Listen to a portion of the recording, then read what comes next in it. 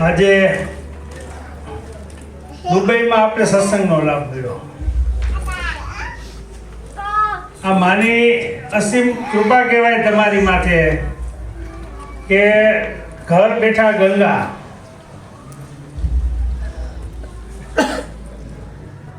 દુબઈમાં ઘર બેઠા ગંગા થઈ અને મારા ઘણા મિત્રો હતા એને પણ મેં કીધું તમારા કંઈક નસીબમાં હશે તો આજે આ સત્સંગનો લાભ મળશે. અને ખાસ કરી આ ભાઈનો વિડીયો એ તમારે જોવો હોય તો ગોંડલ આવવું પડે અને જ્યારે ઉત્સવ હોય ત્યારે આ લાભ મળે.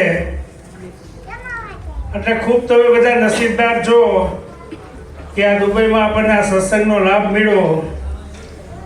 અને આ બધાને તમારે આવવાનું હોય નિમિત્ત એકબીજા બનાવતા હોય. અમારા જય છે તો દુબઈ 2-3 દી પહેલા જ અમદાવાદ હતો, પાછો અહીંયા આવી ગયો. મેં કીધું જય નસીબદાર છો બેની. જય ગોંડલે આપણે ત્યાં બહુ આવે મંદિરે અને એની ઉપર માની બહુ અસીમ કૃપા છે. અને મારું કામ તો એવું છે કે મને કોઈક ભાઈ પાસે લઈ ગયું હતું તો હવે મારે બીજા બધાને લઈ જવા. ગાલો ભાઈ મને કોકે લઈ ગયા તો મારે બીજાને વધારે આનો લાભ કેમ લે, ભાઈ પાસે કેમ આવે. અને મારે તો ખાલી લઈ જવાના જ હોય, બાકી તો માં ખેંચીને આવતા હોય ને. અને એને પ્રતિનિધિ થાય તો જ ટકી રહે. ખાલી લઈ જવાથી ન હોય, પણ માં એને જેને ખેંચવા હોય એને ખેંચી લે. અમારે તમને કહી દો અમે ઘણા લોકો લઈ ગયા છે પણ રેગ્યુલર ઘણા ઓછા થયા હોય. હું જેને ખેંચવાના હોય ખેંચી લે. કોઈ 15 દી આવે, કોઈ હાવ રેગ્યુલર થઈ જાય. હું તમને કહું 1990માં અમારા વીએસ સાહેબ હતા એક ડેપ્યુટી કલેક્ટર, તો એને મૂકવા જતો. એ મને કહે મારે જવું એટલે હું એને બાઇક લઈને ગાડી લઈ અને ભાઈને ઘેરે મૂકીને આવતો રહું. તો મને ખબર નહોતી એટલે મને એને એમ કીધું કે તમારા ગોંડલમાં એક બહુ મોટી હસ્તી છે. હવે ત્યારે અમે રાજકારણમાં એટલે અમને બીજી કાંઈ ભાર નહીં, અમે અમારા ઈગોમાં હાલતા હોય. કેવું 2000માં હું આવ્યો ત્યારે હું માર્કેટિંગ યાર્ડનો ચેરમેન હતો, બેંકનો ચેરમેન હતો. પણ જ્યારથી ભાઈના દર્શન થયા પછી આપણે જે મનમાં કંઈક હોય ને કે હું પણ બધું આપણું નીકળી ગયું કે આપણે કાંઈ છે નહીં. અને ભાઈ તો મને દર વખતે ઘણી ડિટેલો આપી છે. અને બેન અને દિલીપભાઈના આશીર્વાદથી અઠવાડિયામાં 2 વાર 3 વાર ભાઈના મારા દર્શન થતા. અને ઘણા લોકો મને રિક્વેસ્ટ કરતા કે મારે નાથાભાઈને દર્શન કરવા, હું દિલીપભાઈને વાત કરું, બેનને વાત કરું, પ્રજ્ઞેશભાઈને વાત કરું. તો એનો લાભ મને મળતો. એના દર્શન હોય મારે ભેરું જ આવવાનું હોય. અને ભાઈએ તો દર વખતે મને એવું જ કીધું હોય કે માં તમારી કલ્પના વાળું બધું કરશે. કેવું તમે કલ્પના નહીં કરી હોય એવું બધું કરશે ને એવું જ થતું આવે. મને જે કીધું છે, હું સુરત રહેતો તો 100 વારના મકાનમાં રહેતો હતો.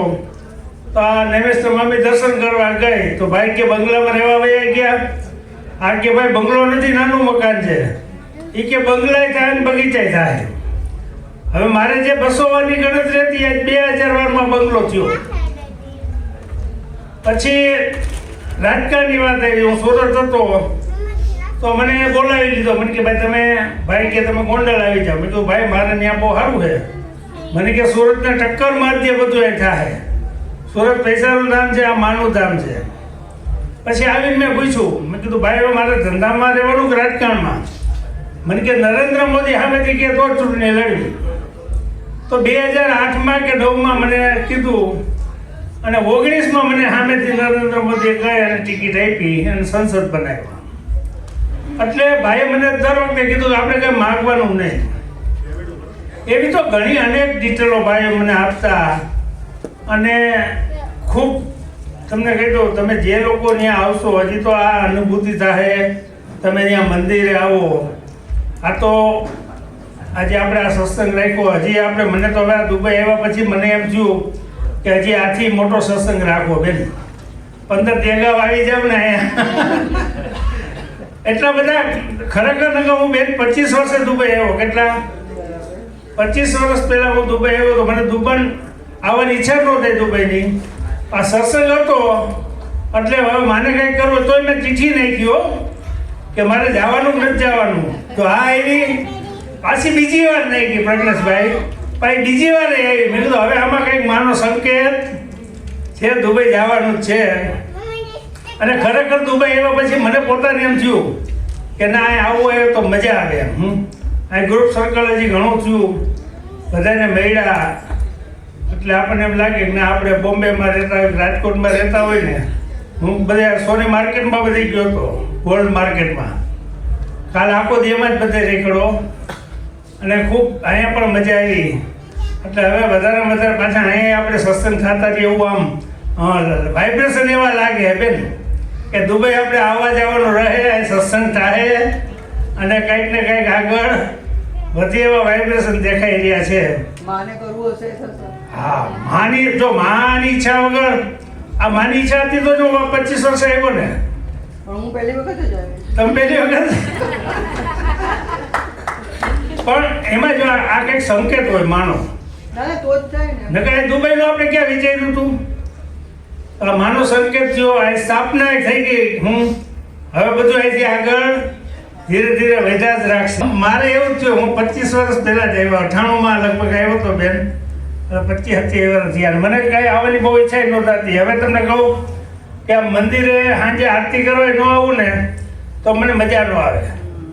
સવારે તો મારું રેગ્યુલર ઉઠીને દર્શન મંદિરે કરવાના, પણ ઘણી વખત એમ ન કહો સાંજે તમે નથી દેખાણા, પણ હું ન જાઉં તો મને મજા ન આવે.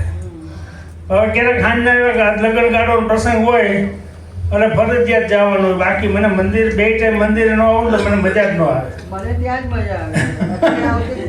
આ તો એક બાજુથી હર્ષા, એક બાજુથી પ્રજ્ઞેશભાઈ, બંને પુશ કરીને ઉચકી ઉઠીને લઈ આવે. પણ બેન હું તમારા વગર તો બધું અમારું નકામું છે. તમારી હાજરી તો ખાસ જોઈ. અરે માને હાજરી હોય. હા, એટલે પણ એનાથી આજે આપણે બધાને આનંદ થયો અને આ દુબઈવાળાને બધો આજ લાભ મળવાનો હશે તો જ આ બધા પ્રસંગો ગોઠવાય એવા માના આ વિડીયો બધાને જોવા મળ્યો. એટલે વિશેષ કાંઈ નથી કહેતો, પણ તમે બધા ખૂબ નસીબદાર છો અને અહીંયા એવા છે એમ ગોંડલ પણ આવતા જતા રહેજો. ન્યા વર્ષમાં એકવાર આવશો તો તમારી બેટરી ચાર્જ થઈ જાય કે આખા વર્ષની તમારે ક્યારે ચિંતા નહીં રહે. વિશેષ કાંઈ નથી કહેતો. બધાને જય મા, જય રમાનાથ.